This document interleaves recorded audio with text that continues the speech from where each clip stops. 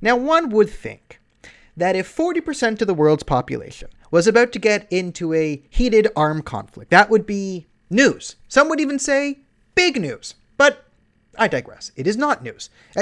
I'm going to read you the CBC website very soon.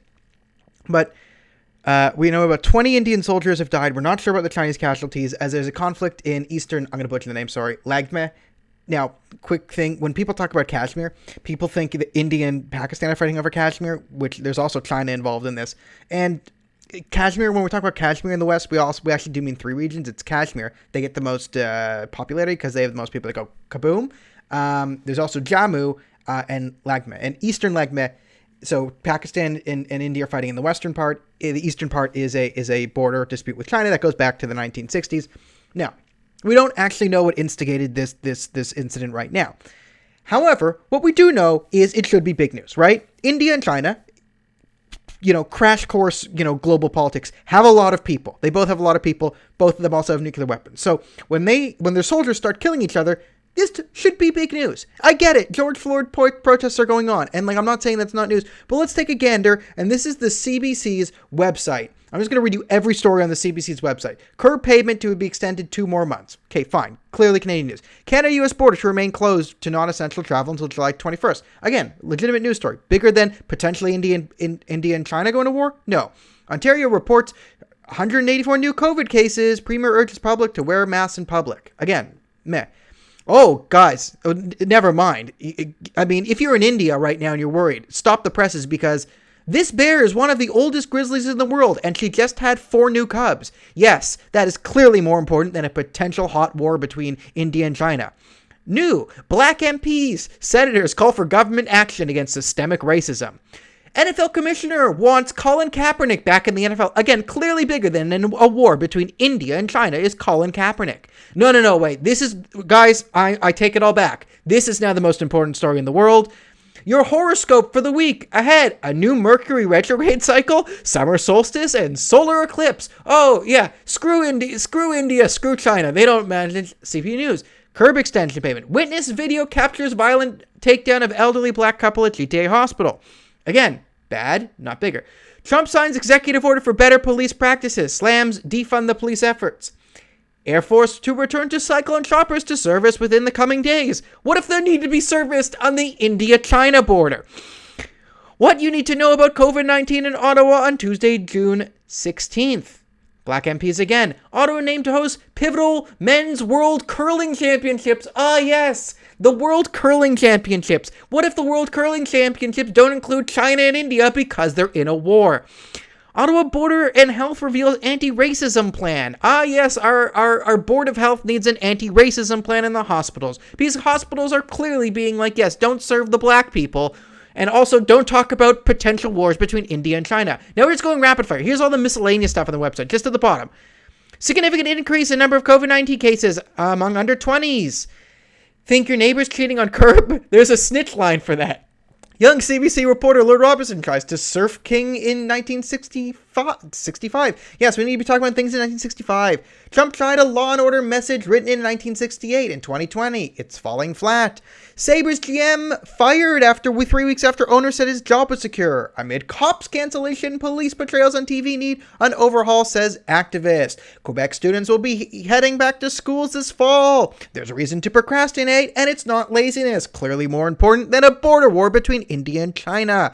Partner of Nova Scotia gunman renounces claim to his estate valued at $1.2 million. J.K. Rowling's tweets. Ah, yes, the most important thing in the world. Transgender people a betrayal to LGBTQ Potter fans, says drag queen. Thank you, drag queen. High school teacher who uses the N-word in class allowed to keep working after apologizing. Do they do it while reading To Kill a Mockingbird? Let's not get into this right now. COVID-19, canceled dating. So what makes this radio sex show so timely? Oh yes, the radio sex show that is more important than a war between India and China. Now, there's 2 parts to this. One, why isn't the media talking about this? This is why I'm wearing a hoodie today, because this is the stuff that makes me look like a journalist. And I'm not. I'm an opinion guy, and I explain my things. We've gone over this.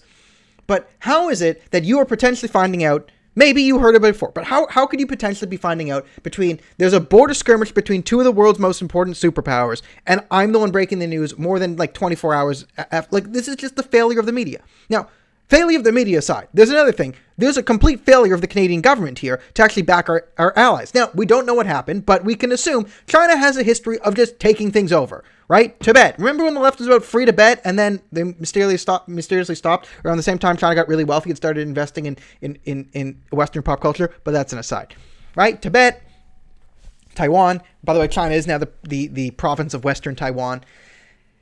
So I am inclined to sort of not trust China here. I'm open that my sympathies initially lean towards probably the Indian Army was not the aggressor here, because this fits more within the MO of the Chinese.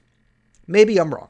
But either way, the Canadian government is allies with one of these countries. It's called India. Now, what you should be doing, if you are Prime Minister, is you should issue a strong condemnation. You can make it a bit mealy-mouthed to not overtly piss off the Chinese. But what you should be saying is, I call for a de-escalation of tensions. We want to make sure that the Chinese don't go across the border. And Canada will be sending is preparing some sort of observational force to sort of back in the region. And then, but you call it an observational force, but you put it on the Indian side to sort of bolster your allies, to kind of show China, okay, Western observers are going to be here. This is how you have a strong allyship, right? And this is but the reason they're not doing that is because Justin Trudeau will sacrifice anything for his UN Security Council seat. He's already, yesterday's video was about how he's betraying Israel.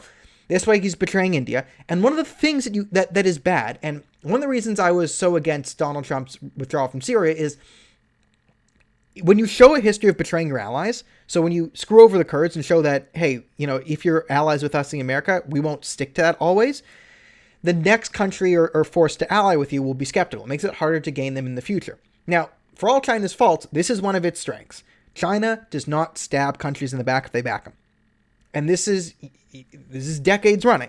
China has a very good history. If you don't screw with China, if you play ball with China, if you don't criticize China, they won't come after you. And this is why they're allowed to have millions of Muslims in concentration camps for slave labor and sexual abuse. Because they know that if any of the Arab countries if any Arab country, if Syria says, well, what about the treatment of the Uighur Muslims? They're done. Boycotted. The Chinese will spend billions of dollars turning every Arab state against them, and will decimate Syria worse than Russian bombs ever could. They know this, right? So China actually has a pretty good game theory on this when it comes to international relations. They don't betray their friends. But this is why Canada's and Trudeau's quest for the UN Security Council is so misguided, because this is another time that we're publicly betraying an ally, right? So why would countries be allied with people like Justin Trudeau when they know that he'll kick them to the curb if he just for the pure vanity of a UN Security Council seat, right? It undermines our relationships going forward, and it's blatantly immoral what he's doing. So those are my 2 points. One, I'm not a journalist, I'm wearing a hoodie, and I'm the one telling you about India and China, maybe, right? That's ridiculous. That's absolutely ridiculous. 2, where the hell is the Canadian Foreign Affairs Department on this? I checked their website. Nothing on the Canadian Foreign Affairs Department. Not a word, right? The CBC, the government website. Horoscopes and radio sex talk is clearly more important than a Chinese-Indian war. Ridiculous. Absolutely ridiculous. I'll see everyone tomorrow night.